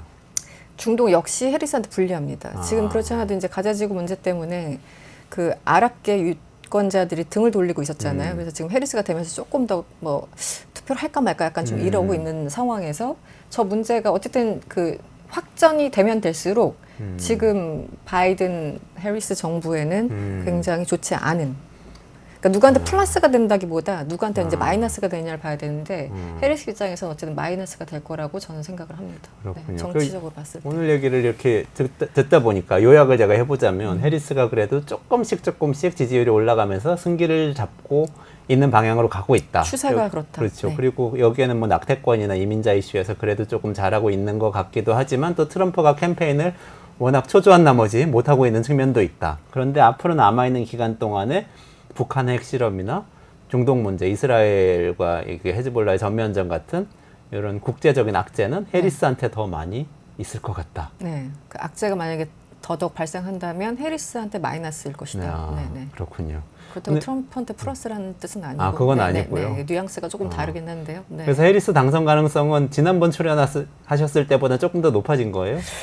지금 경합주에서 결정되기 때문에 더 높아졌다고 말씀드릴 수 없고 지금 그냥 동률이라고 저는 생각을 합니다. 동률이다. 네, 그래서 결국은 제가 계속 말씀드렸던 것처럼 애리조나나 조지아 같은 데는 12,000표, 13,000표, 어디였죠? 그 위스콘신 같은 경우는 2만 표, 뭐 이렇게 차이가 났어요. 그래서 이게 내가 어디가 이길 것이라고 장담하는 것 자체가 말이 안 되는 상황이 돼버렸습니다. 네, 당시에 10,000표, 20,000표 차이라는 건 정말 0점 몇 %포인트 차이인 거잖아요. 그러니까 지금 경합주만 본다면 누가 이길 거라고 말하기가 굉장히 힘들다, 여전히.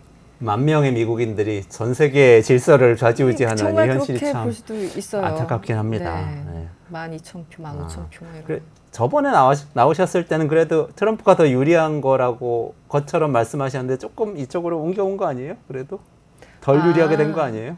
그런데 이제 추세적으로는 그렇긴 한데 그 어디 제가 외신을 여러 개를 읽어서 지금 기억이 안 나는데 오늘 당장 투표한다면 그래도 트럼프가 유리할 것이다라는 그런 보도들이 좀 있거든요. 네, 오늘 당장. 오늘 네. 당장. 그러니까 지금 제가 말씀드린 것처럼 투표상 그 지지율만 봤을 때 바이든이 훨씬 더 앞서가는 것처럼 보였는데 열어보니까 굉장히 박빙이었더라. 그래서 해리스가 압도적으로 이기지 않으면 여전히 트럼프가 유리하다 말씀을 드렸어요. 근데 지금도 저는 그 입장을 유지하고 있습니다. 그래서 오차 범위 밖으로 해리스가 이겨야지 이길 수 있다고 제가 좀 가능성을 말씀을 드릴 텐데 지금은 그 CNBC 27명의 경제 전문가들은 물론 이제 해리스가 높다고 얘기를 하고 있지만 저는 잘 모르겠다.